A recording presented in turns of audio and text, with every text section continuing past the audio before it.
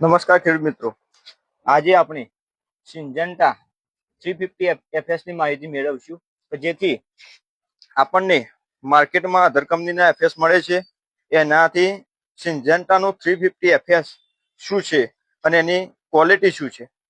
Main તો પહેલા સાહેબ આપણે વાત કરીએ તો સિંજન્ટા ક્રુઝર 350 FS એ સિંજન્ટા કંપનીની થાયોમેથોક્સામમાં એક તો માસ્ટરી છે।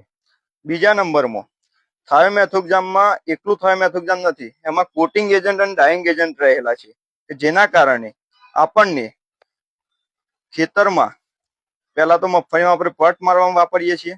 બીજા નંબરમાં 30 થી 35 દિવસના અંતરે આપણે 1/500 ml ક્રુઝરનો આપણે ડોર માટે કે જે આપણે કહીએ છીએ કે મુંડા માટે એનો યુઝ કરી શકાય છે કે જેથી આપણને 1 મહિના સુધી મુંડાનો એટેક આવતો હશે પણ બીજાએ જેને અધર ટ્રીટમેન્ટ કરી અને ક્રુઝર 350 FS ની ટ્રીટમેન્ટ કરેલી છે બંનેમાં એટલો ફાયદો જોવા મળશે કે આપણને બીજામાં 40 થી 50% જો ઇફેક્ટ હશે તો આપણી ક્રુઝર 350 FS માં 10 થી 15% તમને ઇફેક્ટ જોવા મળશે।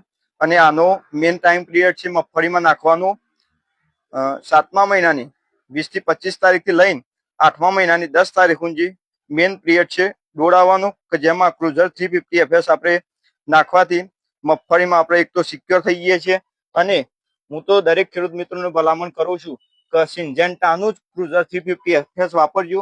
બીજી ઘણી કંપનીનો માર્કેટમાં અવેલેબલ છે પણ આના જેવું રિઝલ્ટ જોવા મળશે નહીં। બીજું કપાસમાં પણ તમારે વાપરો તો વાપરી શકાય। કપાસમાં તમારે ઉપર ચૂસિયા પ્રકારની જીવાત દેખાતી હોય તો તમે 1/500 ml ડ્રિંચિંગ કરશો તો તમને ચૂસિયા પ્રકારની જીવાતમાં પણ રિઝલ્ટ મળશે। અને બીજા નંબરમાં તમારે જો મિલીબગ આવેલો છે જે વ્હાઈટ કલરનું છોડ ઉપર જોવા મળે છે એનું પણ તમને 100% પરિણામ જોવા મળશે અને ચૂસિયા પ્રકારમાં પણ તમને 30 થી 35 દિવસ સુધી ક્રુઝર 350 FS નું રિઝલ્ટ જોવા મળશે।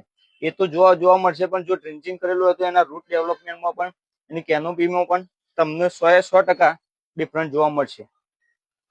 અને આ વિડીયો આપણો ને તમે ખેડૂત મિત્રો લાઈક કરો, સબસ્ક્રાઇબ કરો અને શેર કરજો કે જેથી સિંજન્ટાની કોઈ બી પ્રોડક્ટના તમને અવનવા વિડીયો મળતા રહેશે કે જેથી તમારે માહિતી પર્યાપ્ત થશે અને તમને ખેડૂત મિત્રો ખૂબ ઉપયોગી થશે।